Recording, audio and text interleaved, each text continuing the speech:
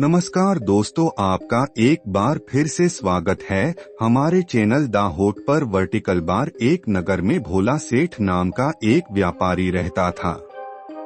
वैसे तो एक समय उसकी गिनती नगर के सबसे अमीर व्यापारियों में किए जाती थी, लेकिन अब वो है सिर्फ नाम का ही शेष रह गया था। उसका व्यापार बंद होने की कगार पर आ गया था। उसके ऊपर बहुत सारा कर्ज लग चुका था। उसके दिन बहुत ही गरीबी में बीत रहे थे और उसके इस हालत का कारण उसका स्वभाव था। वह एक बहुत ही शांत और भोला स्वभाव का व्यक्ति था। वह किसी की भी बातों पर बहुत ही आसानी से विश्वास कर लेता था, इसीलिए उसे मूर्ख बनाना बहुत ही आसान था। चालाकी तो उसके अंदर थी ही नहीं, और उसके इस सरल स्वभाव का फायदा उठाकर ही लोगों ने उसे इस हालत में पहुंचा दिया था। उसके कुछ चालक मित्र, रिश्तेदार और दूसरे व्यापारियों ने उसके खिलाफ षड्यंत्र रचे। अपनी बातों में बहलाकर उससे ऐसे ऐसे नए व्यापार करवाई जिसमें उसे सिर्फ नुकसान ही हुआ। भोला सेठ पहले तो इन सब चालाकियों को नहीं समझ पा रहा था, लेकिन अब जब वह कंगाल हो चुका था तब उसे अपनी गलतियों का एहसास हुआ। लोगों के द्वारा दिए गए धोखा पता चला और जिन्हें वे अपना समझ रहा था, उनकी सच्चाई का पता चला। अब भोला सेठ पूरे दिन अपने साथ हुए धोखों और अपने इस हालत के बारे में सोचता रहता हूँ और खुद को कोसता रहता, जिससे अब उसके दिन बहुत ही तनाव और उदासी में बीतने लगे। घर में पत्नी से भी अक्सर झगड़े होते रहते हैं। कर्ज वापस मांगने वालों की भीड़ रोज उसके घर में लगी रहती और वह उनसे मुंह छिपाता फिरता। एक दिन अपनी ऐसी हालत से परेशान होकर उसने आत्महत्या करने का निश्चय किया और आत्महत्या करने के लिए वह एक पहाड़ी की तरफ चल पड़ा। लेकिन रास्ते में उसे एक महात्मा का आश्रम दिखाई पड़ा।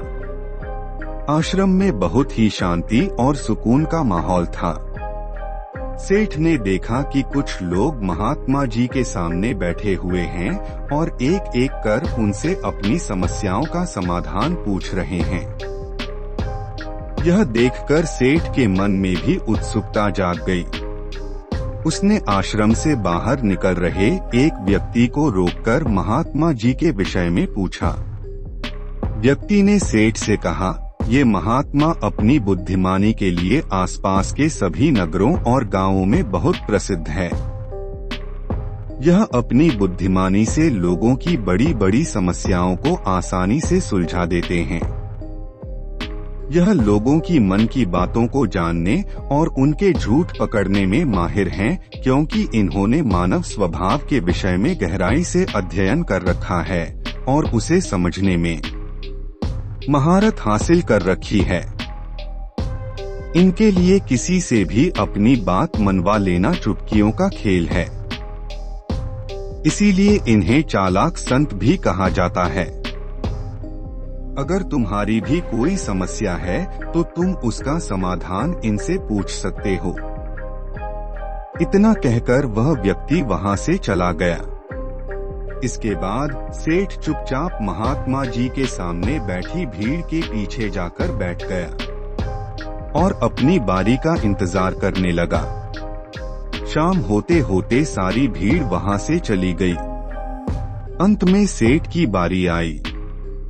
सेठ ने महात्मा जी को प्रणाम किया और बहुत ही दुखी मन के साथ अपने साथ घटी सभी घटनाओं को कह सुनाया। महात्मा जी ने सेठ की बात पूरे ध्यान से सुनी और फिर शांत स्वर में उत्तर दिया, व्यक्ति को इतना भी भोला और सरल नहीं होना चाहिए। वे हर किसी की बात पर भरोसा कर लें और दूसरों के कहने पर कुछ भी करना शुरू कर दें।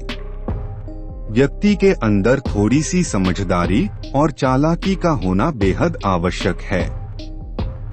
चालाकी इसलिए नहीं ताकि वह दूसरों का फायदा उठा सके या उन्हें मूर्ख बना सके, बल्कि इसलिए ताकि वह दूसरे चालक लोगों की चालाकी से खुद को बचा सकें, खुद का नुकसान होने से बचा सकें और दूसरे कमजोर लोगों की मदद कर सकें।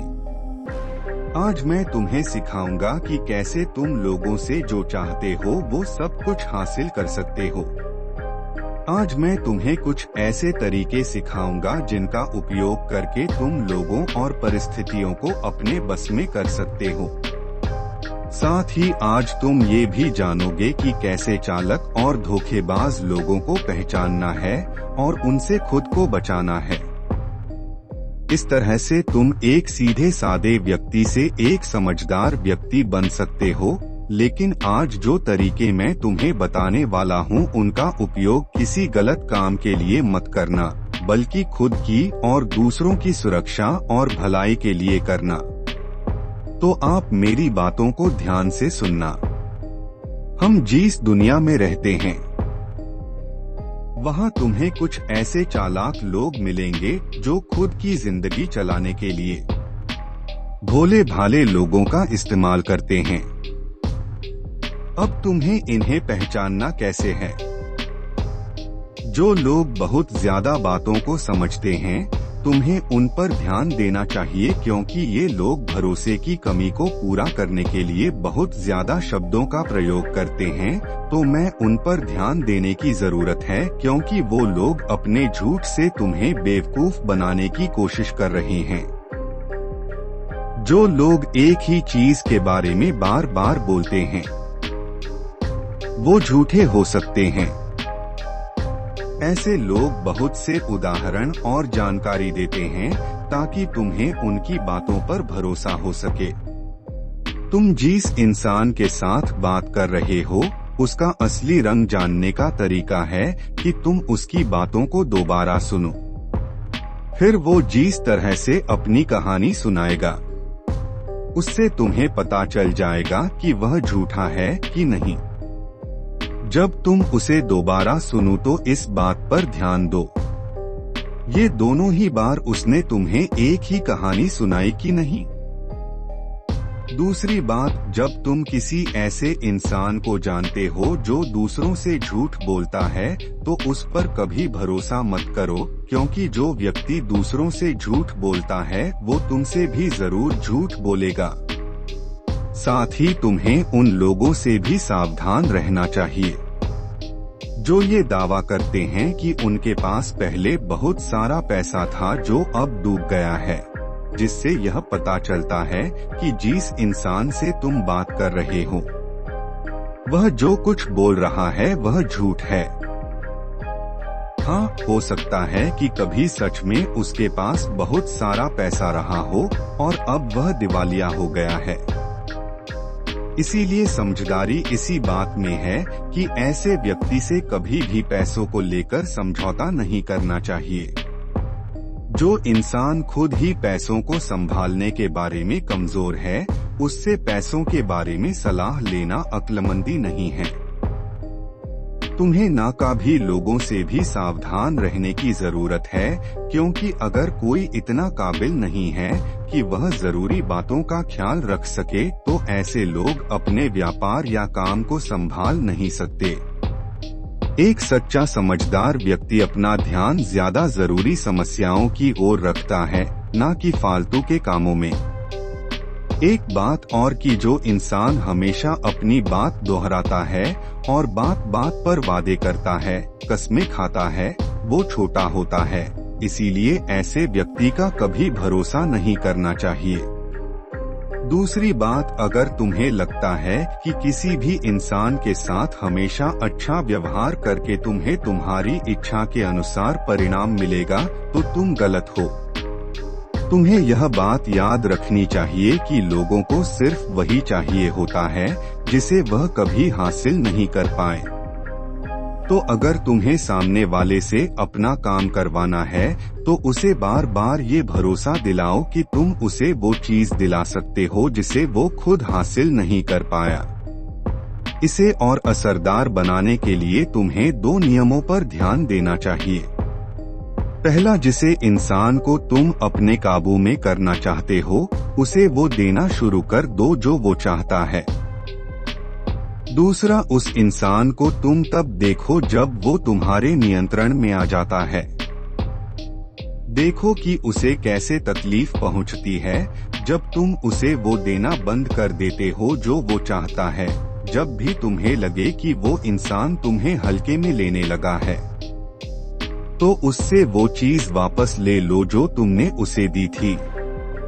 ये चीज सामने वाले को एक कमी और खालीपन का एहसास करवाएगी, जिससे वह फिर से तुम्हारी बात मानने को तैयार हो जाएगा। जब कोई इंसान ऐसा बर्ताव करता है कि उसे सब कुछ मालूम है, तो निश्चित तौर पर तुम एक ऐसे व्यक्ति से बात कर रहे हो जिसके पास दिमाग की कमी है। असलियत ये है कि जो व्यक्ति यह मानता है कि उसे कुछ नहीं पता, अंत में वही सबसे बुद्धिमान निकलता है और बाजी मार जाता है। अगर तुम्हें अपने आसपास के लोगों और परिस्थितियों का नियंत्रण अपने हाथ में लेना है, तो नरम और विनम्र बनना ही सबसे अच्छा तरीका होता है। इससे यह दिखता है कि तुम लोगों से बहस ये झगड़ा नहीं करना चाहते हो। अपने शरीर के हाव भाव को ही विनम्र रखो। लोगों को जब एक बार पता चल जाता है कि तुम बहुत कुछ जानते हो, तो तुम्हारी सफलता या असफलता को तुम्हारे ही खिलाफ उपयोग किया जाएगा। तुम्हारी नाकामयाबी पर तुम्हारा अपमान किया जाएगा और तुम्हारी कामयाबी पर लोग तुमसे नफरत करना शुरू कर देंगे। और जब तुम लोगों के सामने ऐसे दिखाते हो कि तुम्हें सब कुछ पता है, तो लोगों से अपनी बात मनवाने की तुम्हारी तरकीब असफल हो जाती है। लोग तुम पर उन्हें इस्तेमाल करने का आरोप लगा सकते हैं और वो तुम्हारी योजना के आगे बढ़ने से पहले ही तुम्हें मौका दिए बिना मना कर देंगे। हमारे नादान अनजान वो अभी नंबर बने रहने से लोगों को हम पर शक नहीं होता कि हम उनसे अपना काम निकलवा रहे हैं।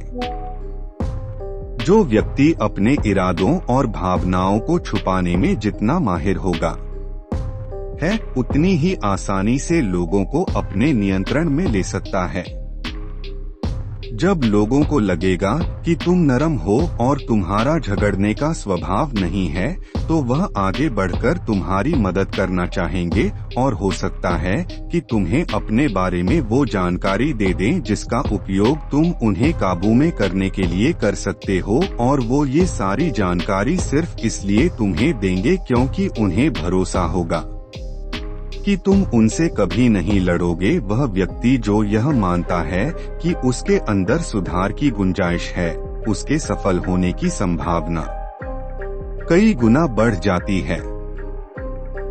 इससे व्यक्ति के अंदर विनम्रता भी आती है, क्योंकि उसे लगता है कि अभी उसे बहुत कुछ सीखना है, लेकिन जिस व्यक्ति को यह लगता है कि वह बहुत कुछ जानता है, वह आसानी से बेवकूफ बन जाता है। साथ ही एक ग्रस्त व्यक्ति के रूप में तुम्हें इस बात पर भी ध्यान देना चाहिए कि तुम्हारा धन कहाँ जा रहा है, और तुम तब तक अपनी मेहनत से कमाए धन को खर्च मत करो जब तक तुम्हें वो चीज ना मिल जाए जो तुम उस धन के बदले लेना चाहते हो।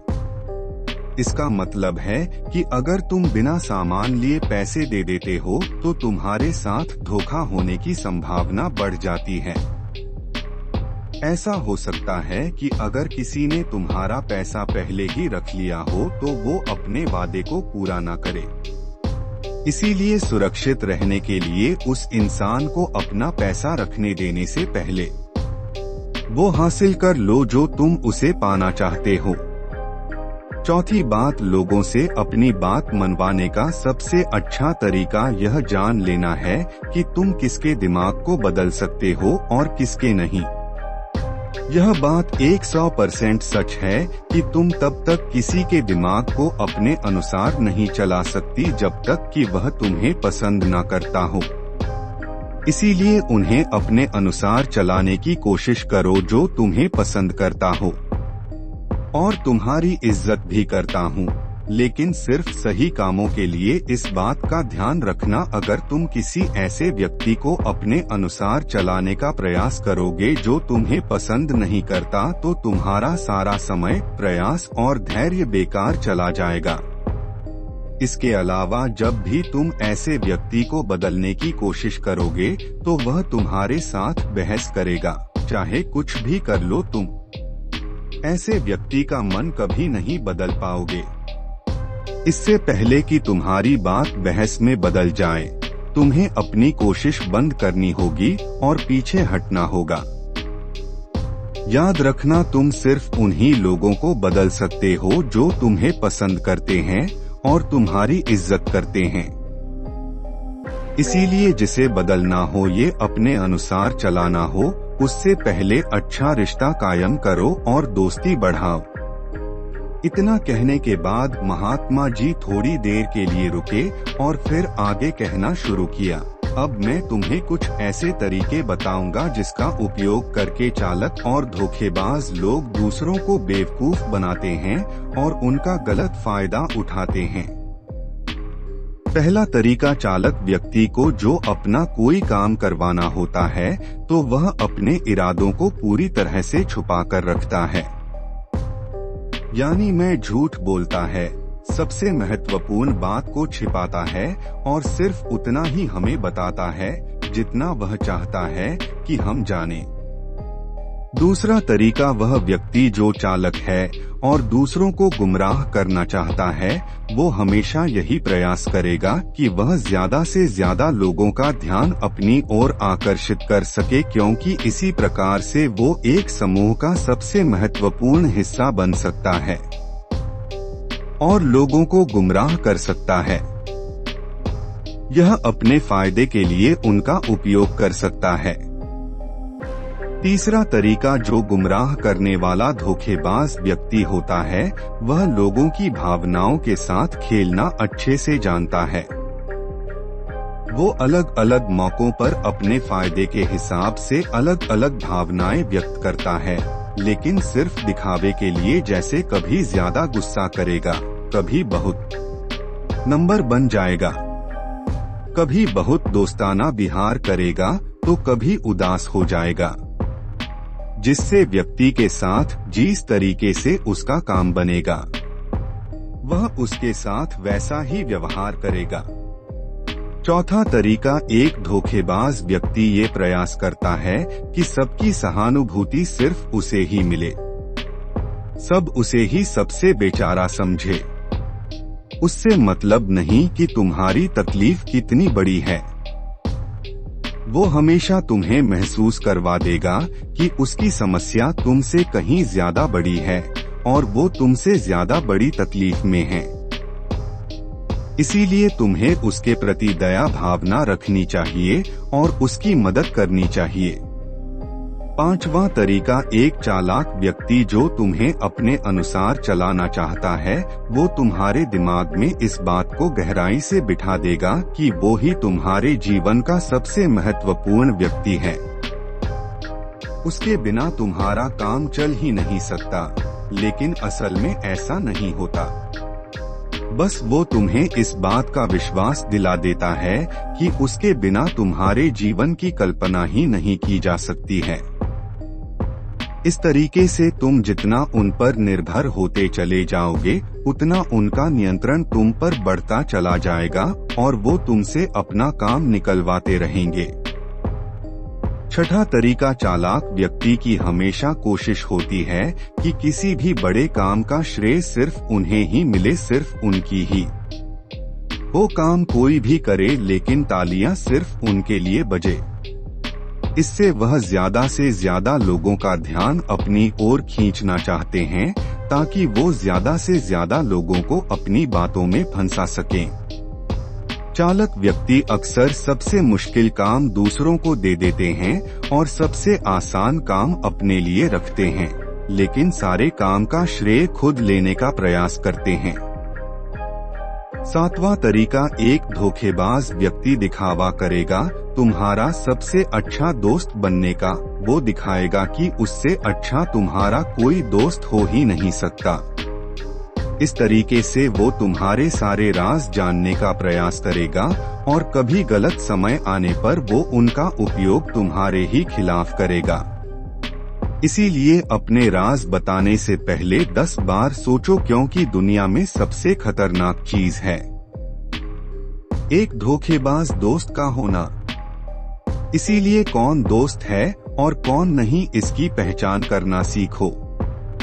8वां तरीका, अधूरी जानकारी देना। जो धोखेबाज होगा वो तुम्हें सिर्फ उतनी ही जानकारी देगा जितनी वह चाहता है कि तुम्हें पता हो। कारण क्योंकि वह चाहता है कि तुम्हें सिर्फ इतनी चीजों का पता हो। वो तुम्हारे साथ कभी पूरी बात साझा करेगा ही नहीं। वो सबसे महत्वपूर्ण बातें छिपा लेगा ताकि समय आने पर वो उनका उपयोग कर सकें और सारा श्रेय ले सकें। ये अपना काम निकलवा सके। 9वां तरीका, चालाक व्यक्ति कभी भी अपनी बात पर खरा नहीं उतरेगा। समय आने पर वो अपनी बात से मुकर जाएगा। अब इसका कुछ भी कारण हो सकता है। या तो वो चाहता है कि तुम्हारा वो काम ही ना हो, या फिर वो जानबूझकर ऐसा कर रहा है। ये उसके इरादे पर निर्भर करता है। 10वां तरीका, वो ऐसा दिखावा करते हैं जैसे कि उन्हें कुछ पता ही ना हो। वही सबसे ज्यादा मासूम है। हालांकि उन्हें उस समय उस घटना या चीज के बारे में सब कुछ पता होता है, लेकिन वो फिर भी तुम्हारे ही मुंह से सब कुछ सुनना चाहेंगे। क्यों? क्योंकि कल अगर उनके मुंह से ऐसा कुछ निकल गया जो नहीं बोलना चाहिए था, वो तुम्हारा नाम ले सकें कि मुझे तो उसने बताया था, या फिर वो मासूम इसलिए भी बने रहते हैं ताकि वो जिम्मेदारियों से बच सकें। ज्यादा काम जो उन्हें मिल सकता था उसके बाहर से बचे रहें। वो जानबूझकर ऐसा करते हैं ताकि कोई उन पर ध्यान न दे और वो बड़े कामों से बच सकें। 11वां तरीका, दूसरों की तरफ उंगली उठाना या फिर दूसरों को दोष देना। तो चालाक और धोखेबाज व्यक्ति चाहेगा कि उसके हाथ हमेशा खाली रहे, मतलब कि उसे कोई मेहनत यह जिम्मेदारी वाला काम ना करना पड़े। इसीलिए वो दूसरों की तरफ उंगली करते रहते हैं कि मुझे यह काम अच्छे से नहीं आता, उसे अच्छे से आता है। या फिर दूसरी स्थिति यह आती है कि कहीं उनकी पोल खोलने वाली होती है या उनकी इज्जत से बात आ जाए, तब भी वो अपनी गलती का दोष दूसरों पर ही डालते हैं। 12वां तरीका, एक गुमराह करने वाला धोखेबाज व्यक्ति हमेशा झूठी तारीफ करेगा। वो वही बोलेगा जो सामने वाला उसे सुनना चाहता है, और वो ऐसा तब तक करेगा जब तक उसका काम नहीं निकल जाता। उसके बाद वो उसी व्यक्ति की लोगों के सामने बुराइयां करेगा और उसकी कमियां गिनाएगा। 13वां और आखिरी तरीका, वो तुम्हारे निर्णयों पर अपना नियंत्रण रखने का प्रयास करेगा। सबसे पहले एक धोखेबाज और चालाक व्यक्ति तुम्हारा सबसे अच्छा मित्र यही तैसी बनने का प्रयास करेगा। उसके बाद जब उसे भरोसा हो जाएगा कि तुम उस पर आंख मूंदकर विश्वास करने लगे हो, तो वो तुम्हारे निर्णय खुद लेने का प्रयास करेगा और तुम्हें यह महसूस करवा देगा कि जो निर्णय उसने तुम्हारे लिए लिए हैं, वही निर्णय तुम्हारे लिए सबसे फायदेमंद है। जबकि अंत में इसका फायदा सिर्फ उस चालाक व्यक्ति को ही मिलने वाला है। तो ये थे वो तरीके जिनका उपयोग करके तुम लोगों से अपनी बात मनवा सकते हो और चालाक को धोखेबाज लोगों की पहचान करके उनसे बच सकते हो। भोला सेठ को अब अपने सभी प्रश्नों का उत्तर मिल चुका था। उसने इस अनमोल जानकारी के लिए महात्मा जी का धन्यवाद किया और अपने घर वापस लौट गया। दोस्तों, उम्मीद है कि आपके वीडियो पसंद आई होगी। धन्यवाद।